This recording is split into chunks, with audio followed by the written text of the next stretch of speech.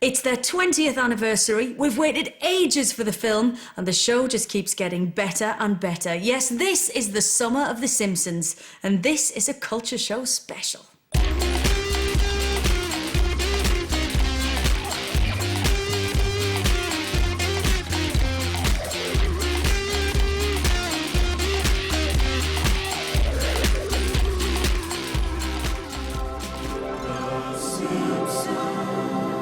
Got warmth and heart, and it's brilliant. It's clever. It's satirical. It's the most iconic television show in the world. It's outside of animation in a way. It's probably one of the best sitcoms that's ever been written. The Simpsons are the Beatles. And you go, whatever band that comes along that you want to get into and you want to say this is, there'll never be that. The Simpsons is the best thing on American television. It feels that it's always been part of the fabric of television, really. One of the great comic and artistic creations of the first 3,000 years of Western civilization. At 20 years old and 400 episodes long, The Simpsons is the longest-running animation and sitcom on TV. They've transferred to the big screen, so by way of celebration, the Culture Show asks, can this show do no wrong? Who is the man they call Homer? And is this clever cartoon quite possibly the best bit of telly ever?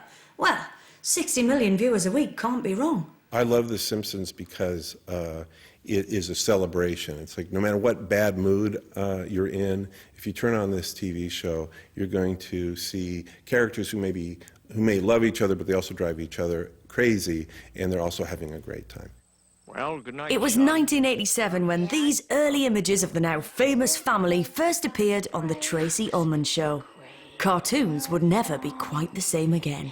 The Simpsons, I suppose, the thing about cartoons up until that stage was that it was about a reality that you couldn't film, almost. It was kind of hyper-reality in the way I looked at cartoons. You know, talking cats, talking dogs, you know, a family that exists in the Stone Age, all those kind of weird things. But The Simpsons was a mirror of us. It was 20th, going into 21st century, American, normal society. Recognition is often what humour is about, just recognising things that you know about yourself. Bart, would you like to say grace? The Simpsons does it brilliantly.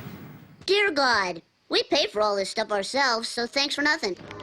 Bratty Bart Simpson may have led the way as the show's underachieving first star, but the focus soon shifted to lovable dad Homer.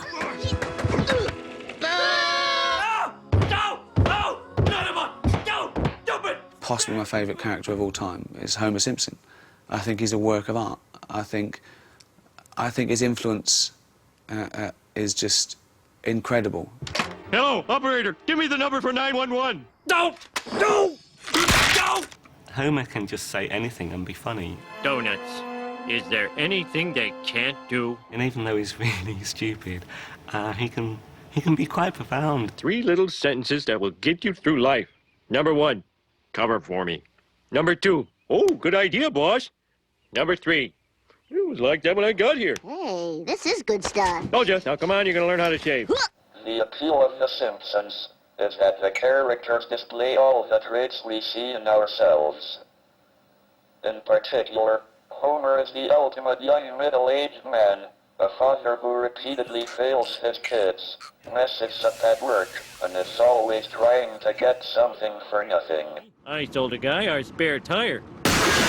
Just the greatest idiot ever created for comedy, but on such a jaw-droppingly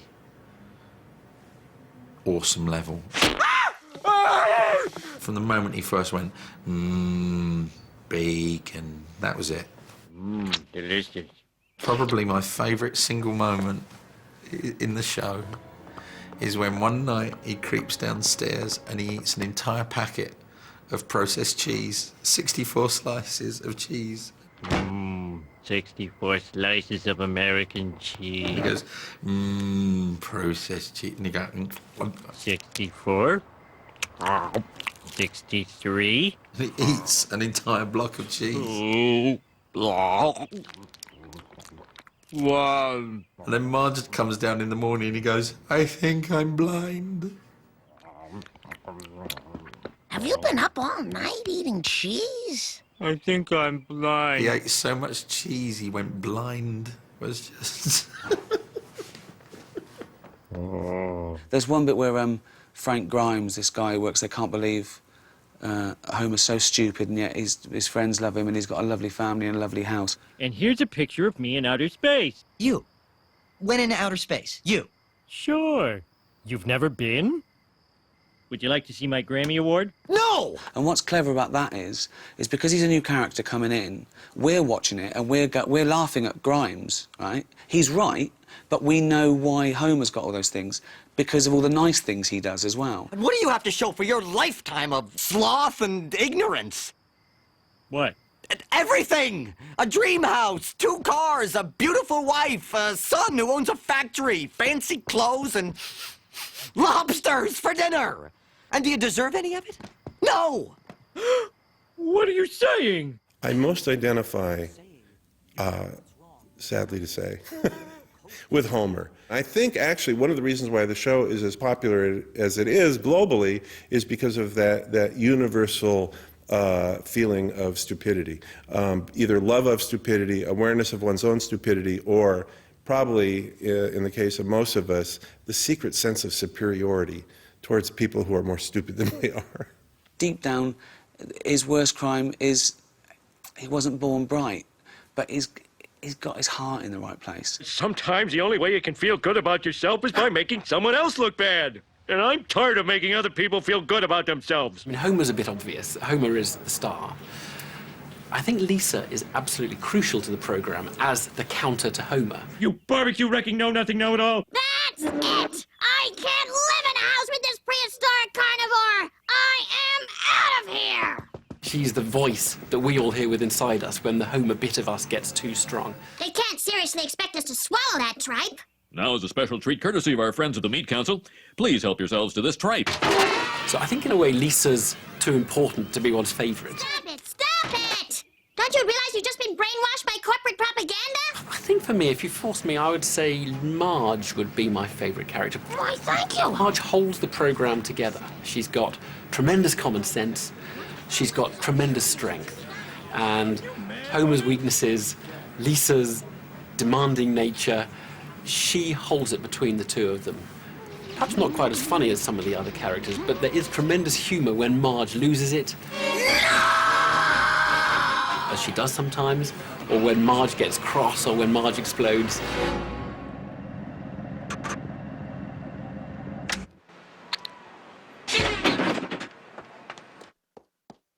Look, lady, this better be good. Marge is funny in having to cope with Homer's foibles. Marge, where's the duff? Oh, we're all out, Homer. No. Would you like some fruit juice? Don't toy with me, woman. There's one bit where him and Marge split up, and he says to Lisa, you know, you've got to help me, trick your mother into loving me again. If you want to get Mom back, you just have to remember what you give her that nobody else can. I'll pay you $40 if you think of it for me. No. Okay. And after like a couple of days in the treehouse, he looks like Robinson Crusoe. Marge, look at me. We've been separated for a day, and I'm as dirty as a Frenchman. In another few hours, I'll be dead. And he suddenly goes, Marge, I've got it. Wait, that's it? I know now what I can offer you that no one else can. Complete and utter dependence. That's so sweet. He just goes, look, you've got to take me back because I need you. And there's little human stories, little Hollywood moments in this 22-minute cartoon that just elevates it. It's for you, Marge, from merry old England. From the desk of Ringo Starr. And it's not just ourselves that we recognise in The Simpsons. Even the stars are queuing up to join in, despite the fact that they usually end up as punchlines. You can forget an MBE, you can forget a peerage, you can forget an Olympic gold medal. The ultimate thing to have in life is to have yourself drawn as a character in The Simpsons as yourself. It's not unusual to be loved by anyone. Anyone who's anyone from the world of politics and show business has been in it. And they're not afraid to aim high. Stephen Hawking! The world's smartest man. What are you doing here? My daughter, Lucy, knew one of the script writers for The Simpsons. He said he would like to write an episode involving me. I accepted immediately, because it would be fun, and because The Simpsons is the best thing on American television. I'm sure what Dr. Hawking means is... Silence. I don't need anyone to talk for me. The episode was very funny, and almost as many people know me through The Simpsons as through my science. Time for this hog to fly. Wrong button. My treatment in The Simpsons was always good-humored. I was depicted as a somewhat surreal character with enormous powers. Pizza, pizza, pizza, pizza, pizza, pizza, pizza, pizza. Sorry, that button sticks. Among the equipment they provided for my cartoon image, I don't like pizza, and I hope I wouldn't use a boxing glove. Yeah, just try me, you... Though sometimes I'm sorely tempted. But helicopter blades would be very useful. Lisa, thank God you're okay. Did you have fun with your robot buddy? Oh, but it could all have been so different. In 1987, underground cartoonist Matt Groening sat waiting for a meeting with Big Cheese producer James L. Brooks to discuss a series of short animations for the Tracy Ullman sketch show. Matt had already produced a comic strip called Life in Hell, but didn't want that to be used. Instead, the cartoonist quickly came up with a family named after his own father, mother and sisters. And so The Simpsons, a worldwide cultural phenomenon, was created in the space of about 15 minutes. Nice work, Matt. What is mind? No matter. What is matter? Never mind. It was on the Tracy Ullman show. You hear these yellow characters with spiky heads. Good night, Lisa. And it was very bizarre. I don't even remember what they were about or whether I really got it myself, you know. Rock-a-bye, baby, in the treetop. I remember all the animators, you know, that I knew, all raving about it. Down will come baby, cradle and all. Sweet dreams. When I first saw it, it was just refreshing. You know, it was refreshing because it was a new style. It was a very simple style. It was very hand-drawn. You know, it wasn't Disney, you know. Now, with digital technology, we have these computerized movies which are often brilliant, but they're perfect. And what we like, our taste is imperfection. We like the flaws of the animation in The Simpsons. We may be the best parents in the world. It conveyed the humour really well. You know, it was just a very good vehicle for the verbal humour and the characters. You know, they weren't trying to impress anybody with the animation. You know, with the technique. It was just an original style. You know, and a very strong style. Everyone go to sleep. Good night. Well, I've been a fan for about 15 years, but I suppose I resisted it for the first couple of years. I was put off it by that song, Do the Bartman. I thought it was a little bit wacky. Turn it down! Will you start that infernal racket? Do the Bartman! Then when I finally saw an episode, I just thought, well, how is this for kids? I got my problems, Mo. Give me another one. Oh, hey, you should not drink to forget your problems. Yeah, you should always drink to enhance your social skills. Some people didn't think it was suitable viewing for anyone. But when George Bush Sr. publicly criticised the show in his last year of office, The Simpsons came right back at him. We are going to keep on trying to strengthen the American family, to make American families a lot more like the Waltons and a lot less like the Simpsons. Huh? Hey, we're just like the Waltons. We're praying for an end to the Depression, too. If you actually watch The Simpsons, which I fear Mr. Bush didn't, they are Christian. You kids need to learn morals and decency and how to love your fellow man. He's got a steady job. The wife stays at home and looks after the children, so it's like a matriarchal family, but with the paternal male breadwinner. And then the, you know, almost literally 2.3 children, because Maggie never seems to grow up. So they're almost a perfect family example. Now that's religion. The Simpsons is a sitcom first and a cartoon second. Matt Groening was the only animator on the original creative team, and the show's stuck by its commitment to top-notch comedy. Each programme gets up to 12 rewrites from a crack team of writers. On the TV show right now, we have about 20 writers. We can't all fit in the same room. We do have one big room with a really long table, and every so often everybody sits in the room. But unfortunately, the people at the one end of the table can't even hear the jokes at the other end of the table. I think in terms of the writing, one of the key things that makes it so good, even though it's clearly a bore for the people on the writing team, is rewriting, and they really do rewrite and rewrite and rewrite and then rewrite again. That's why it's so good. This is Charles. You can call me Charlie. Ricky Gervais not only appeared in the show, he got to write the episode as well. How on earth did he manage that one? I'll bet the twist is he's gay. When I first got into comedy, someone said, "What's your ambition?" And I said, "I want to get one joke on The Simpsons." And so when we were called for an audience with Matt Groening and Al Jean and the 22 writers, and then at the end of the conversation he said, "So, do you want to be a character in The Simpsons?" Then he said, "Look, do you want to write one? Have you got any ideas?" So I said yes, then worried about it later. And I was thinking, well, what can I do? What can I do? They've done everything. What's the best that can happen? The best that can happen is I don't ruin it that much. Oh, who left this here? Did I tell you I'm a bit of a songwriter? Words and music, hold the applause. As a failed pop star, musician, singer, guitarist, I always try and crowbar in an original composition. And I just thought, I'll write the worst, most excruciating love song ever written. And you know what? I think I did that. And not like die like her name is Di, but die like when she died. Ooh.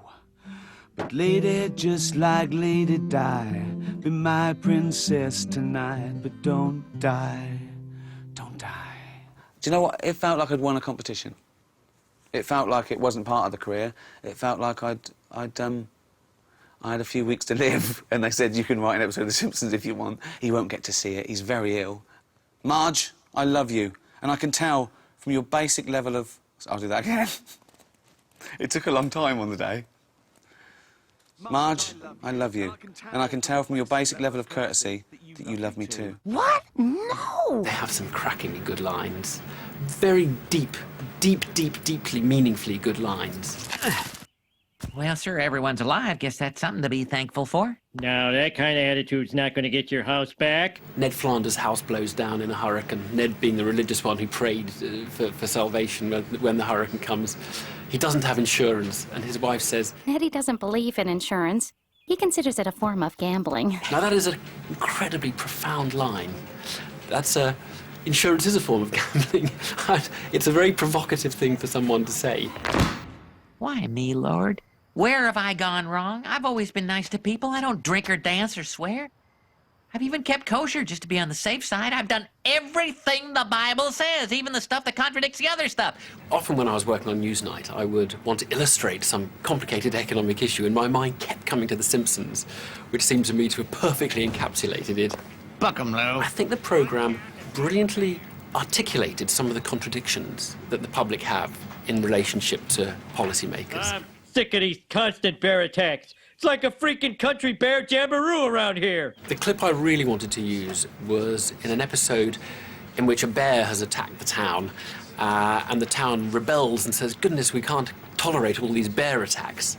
A little voice of sanity, Ned Flanders, says, well, I can never think of any other occasion that a bear has attacked. Well, now, realistically, Homer, I've lived here some 30-odd years. This is the first and only bear I've ever seen. Hey, if you want wild bears eating your children and scaring away your salmon, that's your business. But I'm not gonna take it. But the mob demands bear patrols to protect the town against bears. Your city is infested with bears. Yeah, and these ones are smarter than the average bear. They swipe my picnic basket. Think of the children. The mayor institutes the bear patrols, and very quickly the tax demands come through, and the taxes have gone up to pay for the bear patrols. And then the public have a tax revolt and say we can't tolerate these high taxes. Hey, how come my pay is so low? Bear patrol tax $5.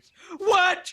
It just captures the whole debate we've had about tax over really 2 decades in this country, in which we are trying, and policymakers are trying to cope with the public, simultaneously demanding lower taxes and better services. You think of the children. The Simpsons writers are not afraid to lampoon every possible institution they can point their pens at. From religion to politics, presidents dead and alive, from the family to society and the angry mob. The Simpsons has mocked each and every one mercilessly. And best of all, it gets away with it every time. As an atheist, I love the way they have a go at the Bible, all religion. There's one fantastic one where Lisa is babysitting Rod and Todd, brought up very religious, and they play a Bible game, but a moth flies out, and it really, really scares them. Don't worry, a moth is no more harmful than a ladybug. A ladybug! But she gets rid of them off and she puts them to bed. And when they're praying, one of them says, "Thank you, God, for sending Lisa to save us from the moth you sent." And I just think that's a great deconstruction of what God is involved in and what he isn't. You ever sat down and read this thing? Technically, we're not allowed to go to the bathroom. And I just think their bravery is great. There's nothing sacred to the Simpsons except good comedy. One of the only kind of contractual deals that the producers of The Simpsons hammered out with Fox is that Fox weren't allowed to give them notes, which is, the broadcaster says, "We don't like this, we don't like that, we think you should take that out." Well, Fox aren't allowed to do that to The Simpsons as long as The Simpsons still adhere to general standards and practices. Rough day, Apu. Pump me a squishy and don't spare the syrup. Perhaps you'd like to try an experimental flavor of my own concoction, a delicious chutney squishy. So this is the amazing thing about The Simpsons. You get a character like Apu, which is, to all intents and purposes, like a 1970s sitcom version of how an Asian would speak. Oh, hello, Mrs. Homer. Apu! He's Indian, okay? Now, and it's voiced by a white guy. I mean, this is a guy literally doing, but. I yearn to tell the story of an idealistic young Hindu pushed too far by convenience store bandits. I call it Hands Off My Jerky, Turkey. Clever title. Oh, thank you. Actually, my brother Sanjay thought of it. I don't know a single Asian who is offended by Apu. Not one. Not one single person. Nor should they be. And yet, you couldn't get anybody on TV doing that. You just couldn't. I mean, it's just, you couldn't get anyone browned up and doing that kind of thing on TV anymore. And yet, The Simpsons, it works. When those immigrants get deported, there'll be a lot more elbow room for regular Joes like you and me, Apu. Mr. Simpson, it may astonish you to learn that I am an immigrant. You? I don't believe it. Hi, everybody. I'm Dr. Nick Riviera. And Apu's not alone. There's a whole cast of supporting characters ready and waiting to be mocked. Well, well. If it isn't the Tooth Fairy. I'm Troy McClure. You may remember me from such movies as... No one is safe. From quack doctors to game show hosts, teachers to the school bully, The Simpsons take no prisoners. Without a Mayor Quimby, our town would really stink. Diamond Joe Quimby, the mayor, obviously a very political figure, corrupt and self-interested. It's rumoured, actually, that Mayor Quimby was based on a conglomeration of around about 120,000 real-life politicians. I propose that I use what's left of the town treasury to move to a more prosperous town and run for mayor. And once elected, I will send for the rest of you. The ineptitude of Springfield's police force is brilliant as well. Signs floating away, Chief. If you take free market economics and the pursuit of the dollar to its natural conclusion, you end up with Mr. Burns. And that's brilliant that they mock that so much. I could crush him like an ant, but it would be too easy. No, revenge is a dish best served cold. I'll bide my time until... Oh, what the hell, I'll just crush him like an ant. I think Groundskeeper Willie has got some of the greatest lines ever. Bonjour, you cheese-eating surrender monkeys! Hey, you cheese-eating surrender monkey! I like Comic Book Guy. I have a sneaking suspicion that Comic Book Guy is modelled on Matt Groening. Tell you what, I show you something very special if you promise to put your grubby little hand behind your back and keep them there.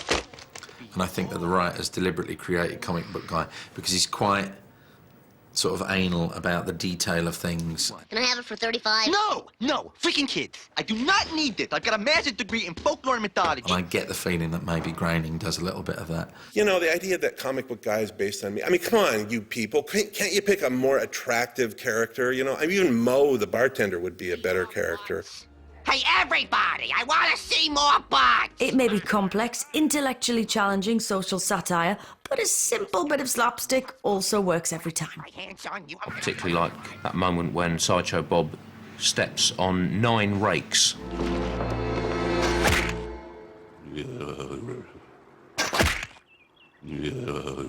All of which catapult into his face.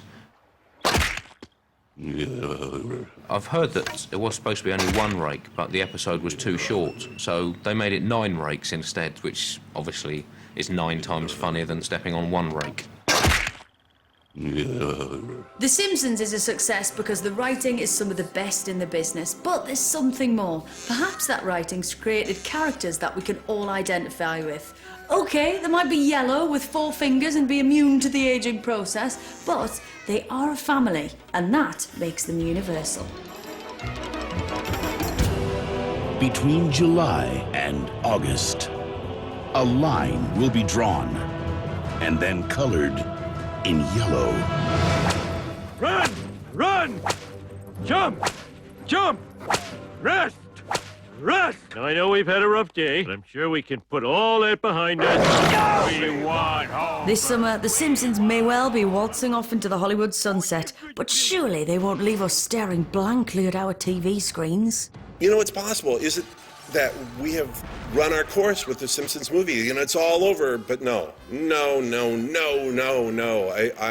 tell you, there's no end in sight. We will go on as long as we're having fun and people will have us into their homes.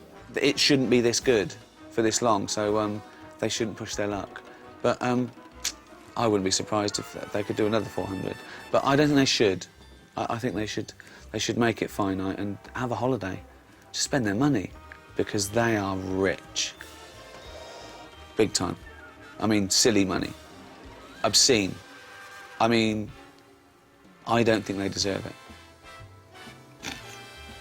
It's a truly inspirational piece of genius and something that puts everything I know I've ever done so far in the shade that I shall never feel warmth again.